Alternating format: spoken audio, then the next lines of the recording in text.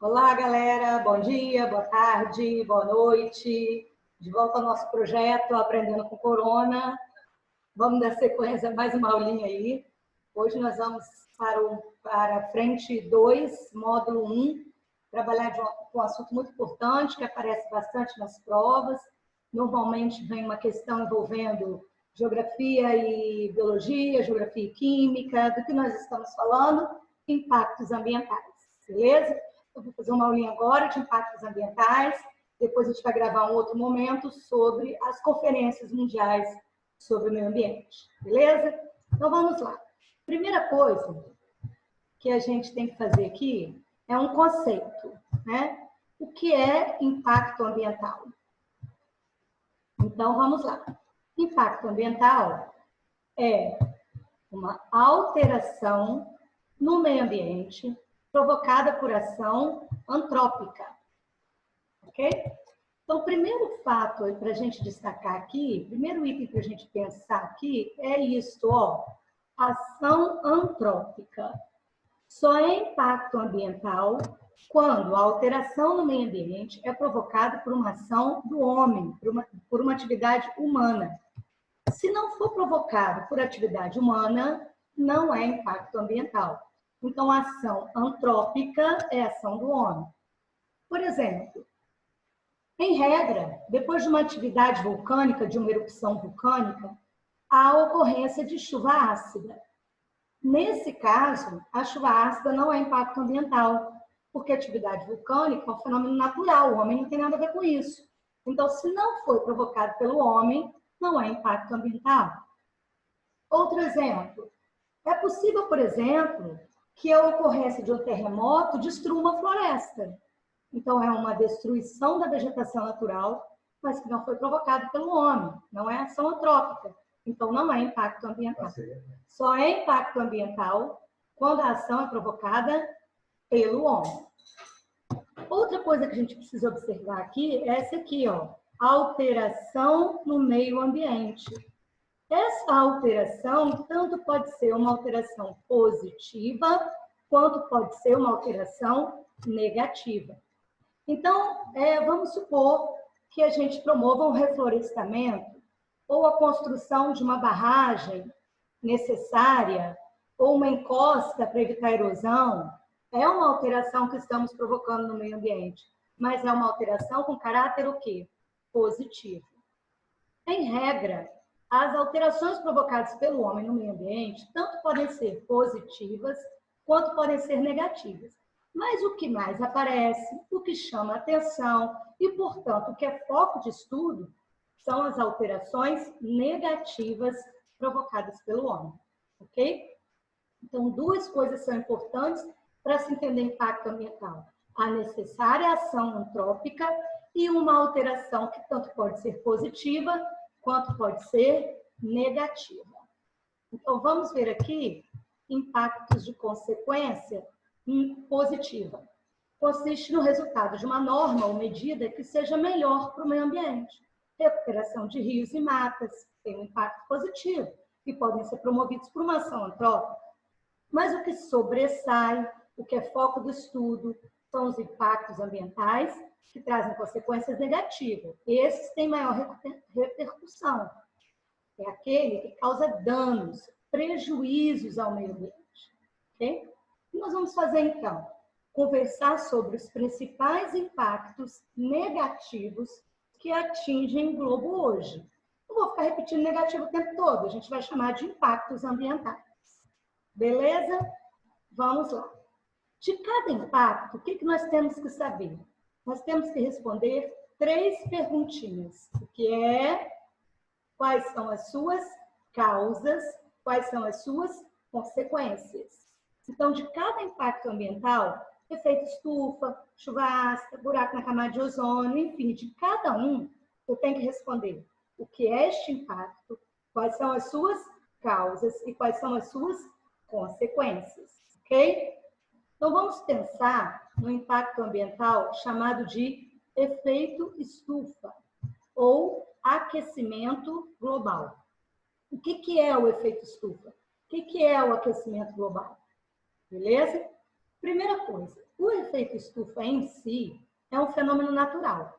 A princípio, ele não é um impacto ambiental.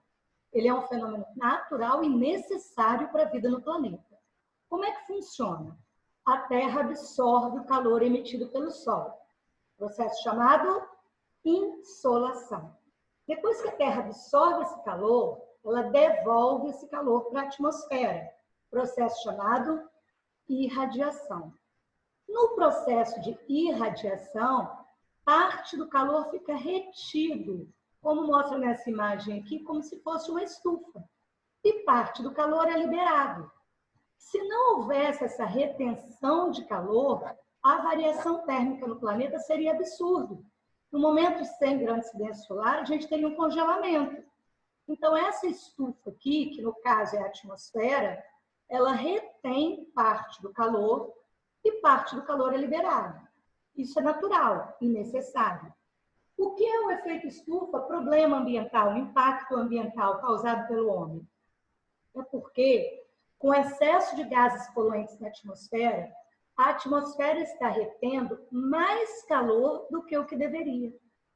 Isso está provocando um aumento da temperatura média do globo, chamado de aquecimento global, o efeito estufa. Ok? Então, o efeito estufa, fenômeno natural, mantém o planeta aquecido, possibilita a manutenção da vida. Agora, sua intensificação tem levado ao aumento da temperatura média e ao problema ambiental. Beleza? Mas o que faz com que a atmosfera retenha mais calor do que o que deveria, trazendo aí o aquecimento global? O excesso de gases poluentes na atmosfera, chamado de gases estufa. São vários os gases responsáveis por essa retenção do calor. Só que metade da responsabilidade recai sobre o CO2, o gás carbônico. Então, aqui a gente tem uma criação, né? E aí a ovinicultura ou a criação de qualquer rebanho, você concentra esse rebanho que se alimenta basicamente de vegetação e o pum desses rebanhos, os flats, lançam metano na atmosfera. O metano é um dos gases responsáveis pelo efeito estufa. Aí você poderia dizer assim, mas boi, pum de boi, tem nada mais que natural, né? Se a quantidade de rebanho fosse natural. Mas acontece que a gente cria gado. A gente tem uma quantidade de rebanho muito maior do que se eles se reproduzissem naturalmente. Então, acaba lançando muito mais metano na atmosfera. O CO2, como é que ele vai parar na atmosfera? Queima de combustíveis fósseis, principalmente, pela queima de florestas de combustíveis fósseis, ou seja, pelo uso de veículos automotores, pela atividade industrial. O excesso desses gases na atmosfera impede que parte do calor que deveria ser liberado seja. E o planeta está ficando cada vez mais quente. Ok? Qual é o problema do planeta ficar um pouco mais quente? Então, a Terra absorve calor, devolve com excesso de gases estufa, parte do que seria devolvido está ficando concentrado e o planeta está mais quente. Ótimo. Qual o problema disso? A principal consequência do aquecimento global, o efeito estufa, dando mesmo, é o degelo das calotas polares e das geleiras, aumentando o nível do mar e inundando áreas litorâneas, ok? Essa é a consequência mais direta. Mas a gente precisa pensar, ter uma visão mais ampla disso. Tá, degelo das calotas polares aumenta o nível do mar e inunda áreas litorâneas. E daí, diretamente, quais são as perdas? Perdas de áreas agrícolas, perdas materiais de construções à beira do mar, né? Então, pense numa visão mais ampla, tente destrinchar isso. Se tem um aumento da temperatura média do globo, áreas que tinham períodos de calor menor passam a ter períodos de calor maior e com temperaturas mais elevadas. Então, a gente pode ter aí, por exemplo, uma expansão das doenças tropicais. Existem cidades europeias, por exemplo, que estão no pé de regiões montanhosas, né? E o degelo das geleiras no alto da montanha aumenta o nível do rio, provoca enchente sem chuva. Então, quando a gente fala das consequências do aquecimento global, A mais discutida, que aparece mais, é essa, o degelo das calotas polares, aumentando o nível do mar. Mas a gente precisa viajar na maionese um pouco aqui, né? Então, veja, a espécie humana sobrevive num lugar 2 graus mais quente, 3 graus mais frio, a gente vive se adapta a uma realidade assim. Mas existem espécies animais e vegetais que vivem no limite. Um aumento da temperatura pode proliferar algumas espécies, pode extinguir outras espécies e provocar um desequilíbrio, ok?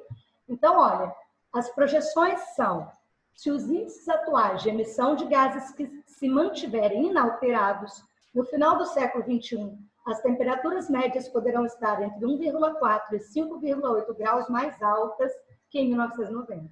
Então, veja, a gente está falando de 1 grau, 2 graus, 3 graus. Ah, é pouco. De novo, é pouco em relação à adaptação do homem, mas é muito em relação ao ecossistema, em relação à realidade do planeta. Ok? Muito bem. Vamos falar de um outro impacto ambiental, que é o buraco na camada de ozônio. Primeiro, a camada de ozônio é uma das camadas da atmosfera. A camada de ozônio tem a capacidade, o poder de filtrar os raios ultravioletas do Sol. Veja, a gente não fala filtrar os raios do Sol, porque isso é a atmosfera como um todo. Filtrar os raios ultravioletas. A camada de ozônio é só uma das camadas da atmosfera. E os raios ultravioletas, eles não são os responsáveis pelo calor. Então, não tem nada a ver buraco na camada de ozônio com aumento de temperatura. Aumento de temperatura é efeito estufa. Buraco na camada de ozônio é outra coisa. Embora alguns cientistas façam um paralelo, dizendo que o buraco na camada de ozônio tem uma influência sobre o aquecimento global, enfim, você tem estudo para tudo, não é o que vale para as nossas provas. O que vale para as nossas provas é entender efeito estufa, aumento de temperatura. Buraco na camada de ozônio, raios ultravioletas, que são nocivos à saúde, mas não tem a ver com o calor. Quer uma ideia? Quando você vai à praia e usa filtro solar, você usa filtro solar para quê? Para proteger a sua pele dos raios ultravioletas do sol. Ao passar o filtro solar, pelo ar-condicionado? Não, continua fazendo calor do mesmo jeito. Então, não protege a sua pele do calor, protege dos raios ultravioletas que não são nocivos à saúde. Quando você usa um óculos escuro, de qualidade, que protege a sua vista dos raios ultravioletas, protege dos raios ultravioletas. Você não vai se sentir mais fresco atrás do óculos escuro por conta disso. Então, não tem a ver camada de ozônio com calor, são coisas distintas, ok? Muito bem, estando claro isso, vamos voltar, então, ao buraco na camada de ozônio e entender o que ele é. Olha, a camada de ozônio é uma das camadas da atmosfera. O chamado buraco na camada de ozônio é um impacto ambiental no qual parte dessa camada foi destruída, onde? Sobre a Antártida, e parte da camada está menos espessa do que era originalmente. Então, o problema, impacto ambiental, não é literalmente o buraco sobre a Antártida, é o buraco, e especialmente, parte da camada está menos espessa do que originalmente, ok? Com a destruição da camada de ozônio, ou onde ela está menos espessa, aumenta a incidência dos raios ultravioletas do Sol. Esses raios ultravioletas, eles são responsáveis pelo câncer de pele, pela catarata, diminui a capacidade de fotossíntese de plantas, principalmente algas, ok? Essas são as consequências da destruição da camada de ozônio. Mas o que destrói a camada de ozônio? Quais são as suas causas? O principal gás responsável pela destruição da camada de ozônio é o CFC. CFC é uma mistura de cloro, flúor, carbono. Foi um gás criado pelo homem lá na década de 30, utilizado em geladeira, refrigeradores, aparelhos de ar-condicionado, spray, produção de espuma, refrigerantes, solventes. Então, é um gás criado pelo homem, utilizado na indústria, em vários setores da indústria. O CFC na atmosfera, ele tem o poder de destruir a camada de ozônio, tá? Uma notícia boa é que na década de 80, foi feito um protocolo sobre a camada de ozônio, chamado Protocolo de Montreal, onde alguns países assinaram o compromisso de reduzir o uso do CFC, de substituir o CFC na indústria. E isso por quê? Porque essa redução, ela possibilita que a camada de ozônio se recupere. Só que o ritmo de recuperação da camada de ozônio, ele é lento. Então, o ritmo de não uso, de redução do uso de CFC, ele tem que ser maior para você garantir a recuperação da camada. Com esse protocolo, foi constatado que o buraco mesmo que está sobre a Antártida, ele diminuiu. Mas, infelizmente, quando se dá a notícia, a indústria ambiciosa de lucro voltou a usar o CFC. Hoje, por exemplo, se você for comprar uma geladeira, é comum você ter uma etiqueta lá, dizendo quanto de energia que ela consome, e às vezes você tem uma etiqueta, não agride a camada de ozônio. Então, a gente tem gás substituto do CFC e que não agride a camada de ozônio. Beleza? Uma outra questão que se pergunta é o seguinte: possivelmente, quer dizer, com certeza, um lugar que pouco se usa geladeira, ar-condicionado, spray para matar pernilongo e etc., é a Antártida. Mas a destruição maior do buraco, da camada de ozônio, onde tem literalmente o chamado buraco, é sobre a Antártida. Por quê? Porque existe um movimento do ar na atmosfera, chamada circulação geral do ar na atmosfera, que é o movimento dos ventos que sopram constantemente na atmosfera, que tem o poder de carregar o CFC e destruir o ozônio lá sobre a Antártida. Ok? Mas, embora a maior destruição esteja aqui, sobre a Antártida, essa não é a região que mais sofre as consequências. Por quê? Porque a incidência solar nas regiões polares é menor. Qual é a região do globo que mais sofre a incidência dos raios ultravioletas em função da destruição da camada de ozônio e que mais sofre consequências como câncer de pele, catarata e etc.? As regiões intertropicais, que recebem maior incidência solar. Ok? Muito bem. Então, precisa memorizar o seguinte também, gente, ó. Efeito estufa, qual é o principal poluente? CO2. Buraco na camada de ozônio, qual é o principal gás responsável? CFC. Beleza? Agora a gente vai falar de um outro impacto, que é a chuva ácida. Primeira coisa importante, toda chuva é ácida. Chuva ácida, destacadamente enquanto impacto ambiental, é quando o índice de ácido nítrico sulfúrico na água da chuva está acima do normal. Então, chuva ácida, toda chuva é ácida, mas chuva ácida tratada como impacto ambiental é quando tem um índice de ácidos nítrico sulfúrico acima do normal. Pode ocorrer chuva ácida que não é impacto ambiental. Quando? Quando você tem uma atividade vulcânica. Que poluente a atividade vulcânica lança muito na atmosfera? O enxofre. Então, o principal responsável pela chuva ácida é o enxofre. Só que se a gente tivesse a quantidade de chuva ácida e a localização de chuva ácida só quando você tem atividade vulcânica e só nas áreas vulcânicas do planeta, não seria grande problema. A natureza se administra, digamos assim. O problema, o impacto ambiental chuva ácida é aquele provocado pelo homem, ok? Então, qual é a ação antrópica que provoca a chuva ácida? O principal poluente responsável pela chuva ácida é o enxofre. O enxofre vai parar na atmosfera especialmente pela queima de combustíveis fósseis. Então, nós estamos falando de atividade industrial, nós estamos falando de veículos automotores que lançam enxofre na atmosfera. Na atmosfera, no contato com outros gases e o vapor de água, forma-se o ácido nítrico e o ácido sulfúrico. E quando vem a precipitação, ela vem carregada de acidez. Vejam, meninos, importante visualizar isso. O que vai para a atmosfera é o enxofre e outros poluentes. Lá na atmosfera, no contato com outros gases e vapor de água, é que se forma o ácido nítrico sulfúrico, e quando vem a chuva, ela vem carregada de acidez. Por que eu digo isso? Porque eu já vi uma questão que dizia bem assim, a alternativa. Os veículos automotores lançam ácido nítrico sulfúrico na atmosfera. Nunca. Imagina, você para de moto, atrás do caminhão, o semáforo. O cara acelera, ácido nítrico sulfúrico na sua cara, você vai derreter. Não é isso? Lança o quê? Enxofre, poluentes, que formam ácido nítrico sulfúrico lá na atmosfera. Quando vem a precipitação, vem carregada de acidez, ok? Quais são as consequências dessa chuva ácida? As consequências dessa chuva ácida são a corrosão de monumentos. Olha, isso aqui, a carinha aqui do anjo foi completamente corroída.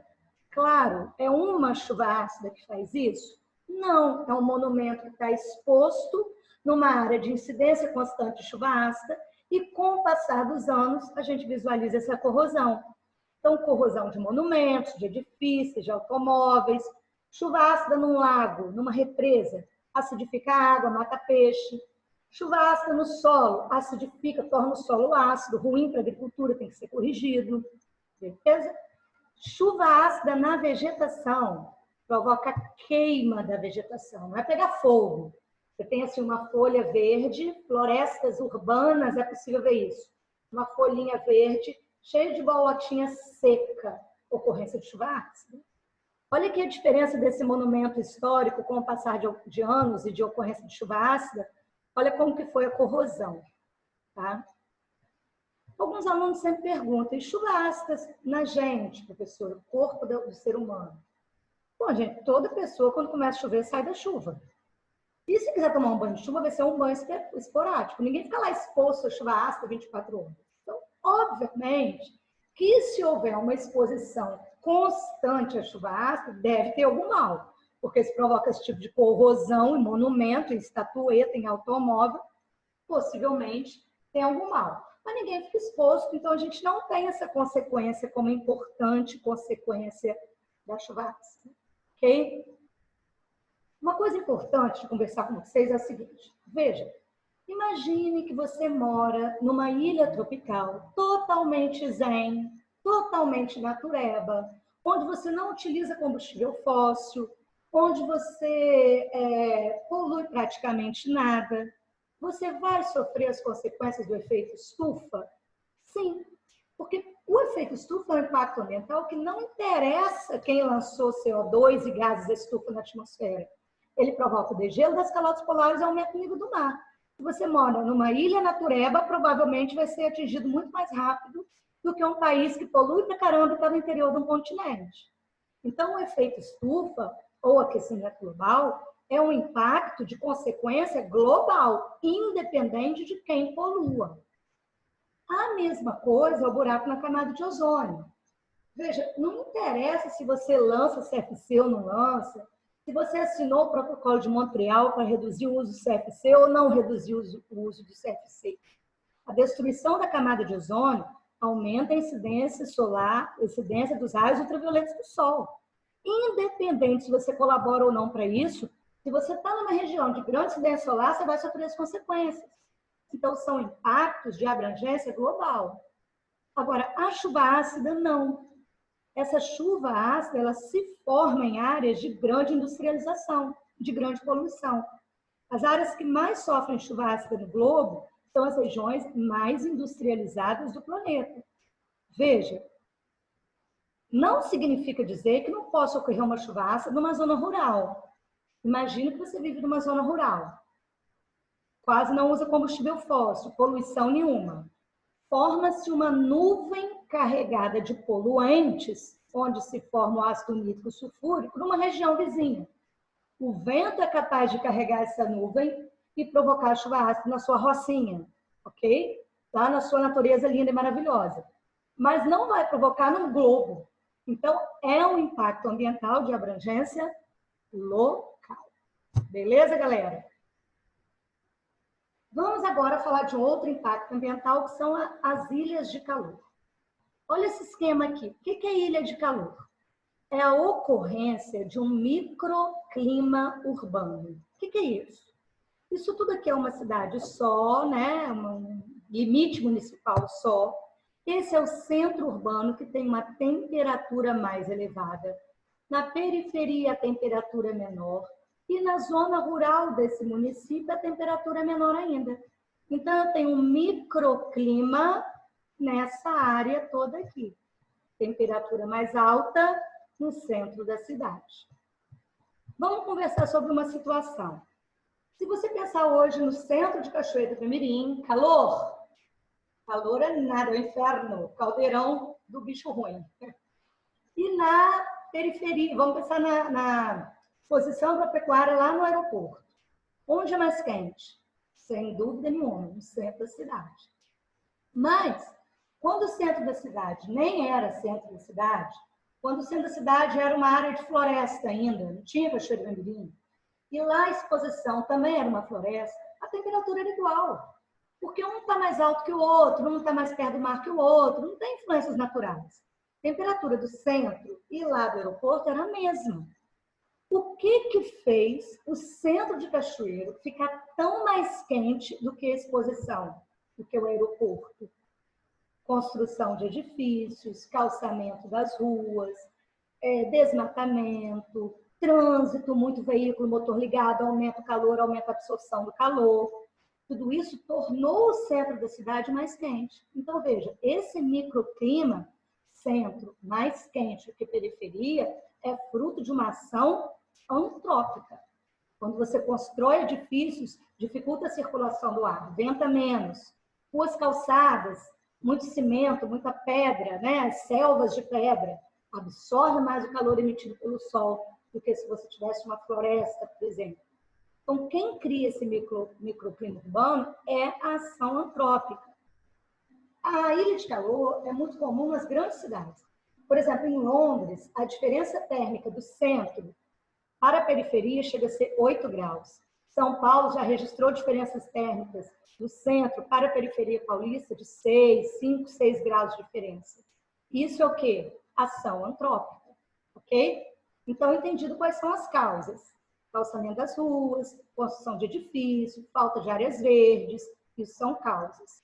Quais são as consequências? Qual é o problema do centro da cidade ser mais quente do que a periferia? Qual o problema disso? Vamos ver aqui.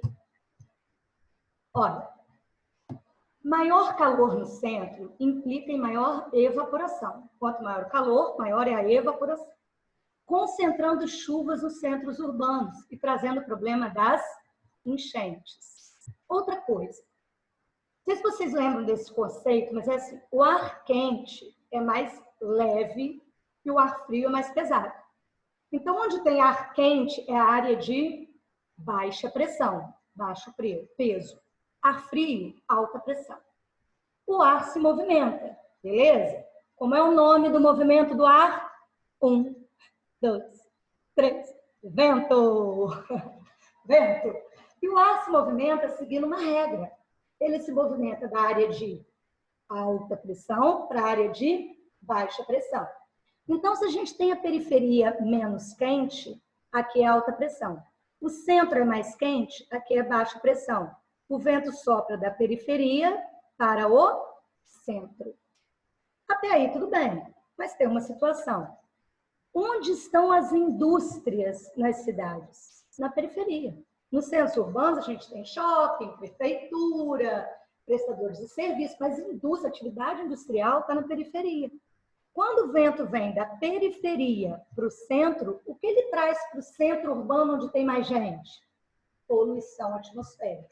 O vento vem carregado de poluição atmosférica. Então, a gente tem duas consequências importantes da ilha de calor. Primeiro, aumento da concentração de chuvas nos centros urbanos e o aumento da poluição atmosférica nos centros urbanos. Ok? Beleza, meninos. Esse impacto também, a ilha de calor, é um impacto local. É um microclima urbano, ocorre numa cidade. Ok? Vou falar de outro impacto ambiental aí, que são os bichos urbanos. O que é isso?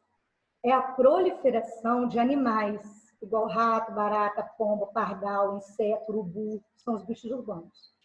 Por que tem tanto rato, tanta barata, tanto pardal, tanto inseto? Por quê? 2 motivos, ou seja, 2 causas. destruição do habitat natural dos seus predadores. Sabe por que tem muito rato? Porque não tem mais cobra. Sabe por que tem muito inseto? Porque não tem mais sapo. A gente destruiu o habitat natural, ou seja, as florestas, os manguezais dessas espécies, os predadores, permitindo a proliferação desses que passam a ser chamados de bichos urbanos. Ok? Outro fator é o lixo e esgoto sem tratamento. Quanto mais lixo, maior é a proliferação de rato. Rato come lixo. E o rato se prolifera enquanto tem comida. Tem uma pesquisa interessante que foi feita, que o cientista colocou lá numa gaiolinha um casal de ratos. E ele colocou nessa gaiola comida suficiente para 50 ratos. Todo dia ele pegava lá um casalzinho de rato dentro da gaiola, tirava a comida que sobrava, colocava de novo comida para 50 ratos. Esses ratinhos foram se proliferando. Atingiram qual número de ratos? 50. Nem 51 e nem 49. Enquanto tinha comida para 50, a proliferação só se deu até chegar ao número de 50 ratos. Numa outra gaiola, ele colocou comida para 100 ratos. Para 100 ratos. O que aconteceu? Os ratinhos se proliferaram até chegar ao número de 100. Nem 99, nem 101. 100. O que isso significa?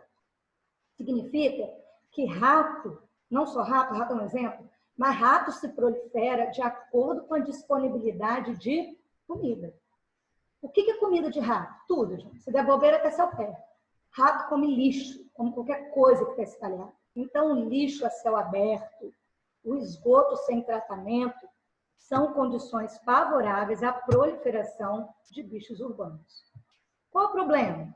Esses bichos transmitem doenças, né? Raiva, dengue, leptospirose, doença do pombo. Tem um fato de uma cidade no interior paulista, a escola tinha um pátio a céu aberto e a criançada saía para o recreio. Mas você já viu, come pipoca, come bolo, come mirabel, come isso o quê? Ficava aquele monte de comida no pátio. Quando os alunos entravam, os pombos atacavam o pátio. Era o self-service dos pombos, restaurante aberto dos pombos.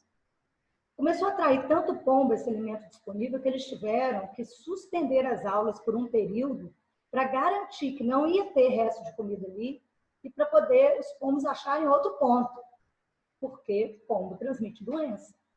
Então, a proliferação dos bichos urbanos tem por causa a destruição do habitat natural dos seus predadores, além do lixo e esgoto sem tratamento.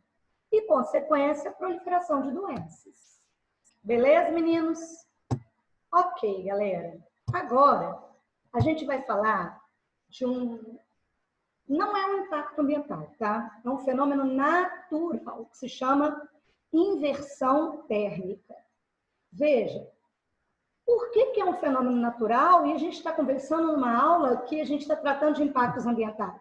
Lá no módulo de vocês está lá também, o título, impactos ambientais. Lá no meio tem inversão térmica. Porque a inversão térmica, embora ela não seja um impacto ambiental, ela é um fenômeno natural que agrava profundamente a ocorrência de um impacto ambiental, chamado de smog, ou cidade cinza, que está relacionada à poluição atmosférica. Ok? Vamos entender o que é essa inversão térmica, que a gente chega ao smog facilmente. Vamos lá. Inversão térmica. Ó, numa situação normal, não é inversão térmica, todo dia, toda hora, a Terra absorve o calor emitido pelo Sol, processo chamado insolação. Depois que a Terra absorve esse calor, a Terra devolve o calor para a atmosfera, processo chamado irradiação. Então, veja, insolação. Vou até pegar uma canetinha aqui, porque o pessoal confunde muito isso. Insolação, calor vem do Sol. Irradiação, o calor vem da Terra, tá? O calor que nós estamos sentindo agora, ele é proveniente de onde? Da irradiação. A Terra absorve o calor emitido pelo Sol, depois devolve. Quando devolve, pelo processo de irradiação, é que o ar é aquecido. Ok? Muito bem. O que acontece, então? A Terra devolve o calor emitido pelo Sol, esquenta essa camada de ar aqui. Esquentou. O ar quente leve sobe e esquenta de cima. Mas quando esse ar quente sobe e esquenta de cima, ele recebe mais calor do chão. Esse ar quente que sobe e esquenta de cima, vai chegar aqui em cima mais fraco, menos quente. E esse que vem do chão, chega nessa primeira camada mais quente. De forma que, em regra, no dia a dia, você tem uma camada de ar próxima à superfície mais quente, e em cima dela, uma camada de ar mais frio. Isso é o normal, é o dia a dia, beleza? Qual é a vantagem disso? Essa cidade polui. Veículos automotores, atividades industriais, queimadas, enfim, polui. Quando essa poluição chega aqui, o ar quente não é leve, ele sobe e leva a poluição junto. Essa poluição é dissipada aqui na atmosfera. Bom ou ruim para os moradores da cidade? Bom. É melhor a poluição misturada lá em cima do que ela concentrada aqui, todo mundo respirando. Ok? Isso é dia a dia. Isso é normal, o homem não tem nada a ver com isso. Beleza. O que é a inversão térmica? Vou colocar o texto para vocês, depois eu explico aqui na figurinha para quem ficar mais claro. Ó, a inversão térmica, ela forma-se no... Olha as características importantes aqui. A inversão térmica, ela forma-se no final da madrugada. Ela se forma no final da madrugada. Estou conseguindo? Vai isso. Ela forma-se no final da madrugada, no inverno e em regiões mais frias. Como é que é isso? É o seguinte. A Terra absorve o calor emitido pelo Sol. Processo chamado insolação. Aí a Terra começa a devolver esse calor para a atmosfera. Processo chamado irradiação. Imagina que a Terra absorveu durante o dia, absorveu, começou a devolver. Quando chega lá no finalzinho da madrugada, no inverno, não tem mais calor para devolver. A Terra devolveu o último calor absorvido. Esse ar quente sobe para a camada de cima. E não tem mais ar quente na Terra para vir para a camada de baixo. Então, o que ocorre? Como o próprio nome diz, uma inversão térmica. A Terra devolve o calor, esse calor aqui ele manda para cima. Oh, meu pai, desculpa. Esse calor aqui sobe, não tem mais calor para vir do chão, então essa camada aqui fica fria e a camada de cima fica quente. Ocorreu uma inversão das camadas térmicas, ok? A cidade polui. Quando essa poluição chega aqui e encontra o ar frio, que não tem calor mais para vir, final da madrugada, o último calor absorvido foi devolvido, a poluição não sobe, ela fica concentrada, porque o ar frio, ele é um ar mais pesado. Então, a poluição não sobe, fica concentrada aqui e a população fica respirando isso aqui. Para sempre? Não, até o sol nascer. Quando o sol nascer, esquentar o chão e o chão esquentar essa camada, o ar quente e leve vai subir e vai dissipar os poluentes novamente. Mas enquanto isso não acontece, em cidades mais frias isso pode vir a acontecer lá para meio-dia do dia seguinte, o que eu tenho? Uma cidade cinza, chamada de smog, ó, poluição concentrada e a galera respirando. Esse é um dos motivos de o inverno ser uma área de grande preocupação para as doenças respiratórias. Duas coisas acontecem no inverno. Primeiro, a inversão térmica nas cidades mais frias, né? E outra coisa, se tiver inversão térmica, mas não tiver poluição, problema nenhum. O problema é que a inversão térmica concentra a poluição gerada pela cidade. Então, a inversão térmica que ocorre no inverno, no final da madrugada, e o menor índice de chuvas, porque quando ocorre uma chuva, ela também lava a atmosfera, ela diminui a quantidade de poluentes suspensos na atmosfera. Então, no inverno, que chove menos, e ainda por cima pode ocorrer inversão térmica, é aí a estação do ano onde a gente está mais sujeito às doenças respiratórias, ok? Por isso que a gente está vendo aí com a história do Covid, a preocupação da disseminação maior do vírus, agora que a gente está se aproximando do inverno. Com a proximidade do inverno, as doenças respiratórias já são mais graves, né? Então, existe essa preocupação aí. Beleza, galera? Beijo para vocês. E no próximo encontro a gente vai falar sobre as conferências e os protocolos, conferências, protocolos mundiais sobre o meio ambiente. Até mais.